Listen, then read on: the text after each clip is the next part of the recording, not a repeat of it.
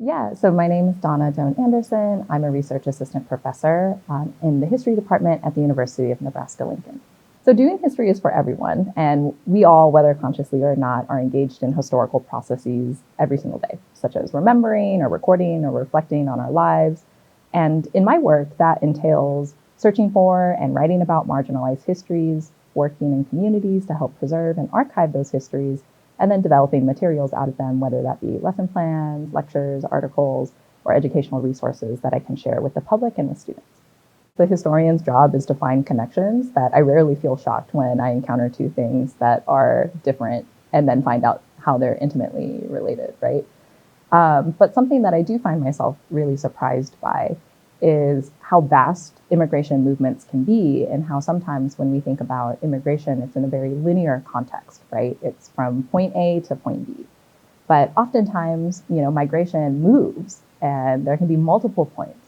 So a few years ago, I went to Rock Springs, Wyoming, which is a site of mines that were owned by the Union Pacific Railroad.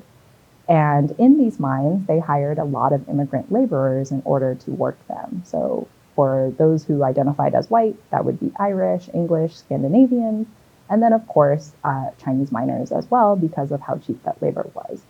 Now, Rock Springs is most known for an act of violence that happened in 1885, where Chinatown was burned down and there was an attack on the Chinese miners due to those fears that I talked about earlier of Chinese taking American jobs. And 28 Chinese miners were killed. Beyond that, Chinatown was reestablished, and the Chinese community in Rock Springs becomes so active in the community to a point where by the 1920s, which is the end of the Progressive era, there are regular annual celebrations of Chinese New Year. And a part of this Chinese New Year was a silk dragon that they had imported from China to celebrate by taking it down the main street in Rock Springs, Wyoming.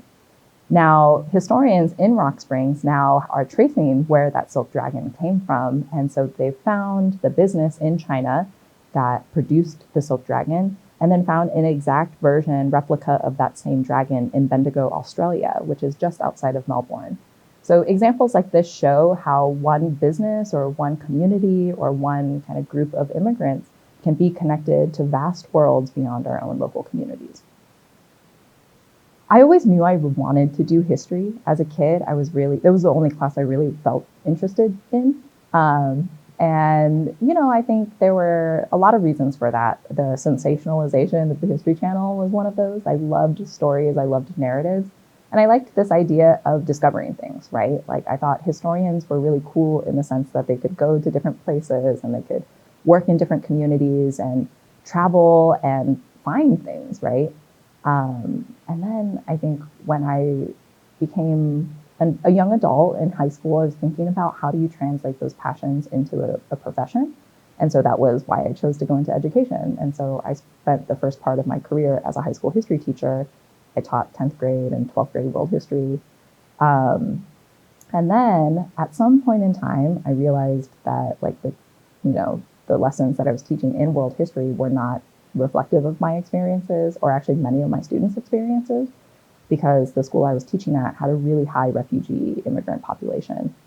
And that's what kind of pursued, that was the impetus to pursue graduate school, was like, I wanted to figure out where these stories were and how do I get them to be reflected in our curriculums. So I tell my students that history changes every day, right? Because going to the thing that you're talking about, these narratives that we construct, I'm like, you guys, history's not stagnant. Like, every day something happens that changes the way we think about it, right? And that could be, policy, that could be an executive order, but that could also be like the discovery of something, right? Like, I think a lot of students like the historical process because they think of like dinosaurs, and they're like, yeah, I want to like dig up some bones and stuff, And I'm obviously I support that, but at the same time, I'm like, you could still do the same thing just like with a bunch of dusty books, or you could do the same thing in an archive, or you can do the same thing in your communities, right?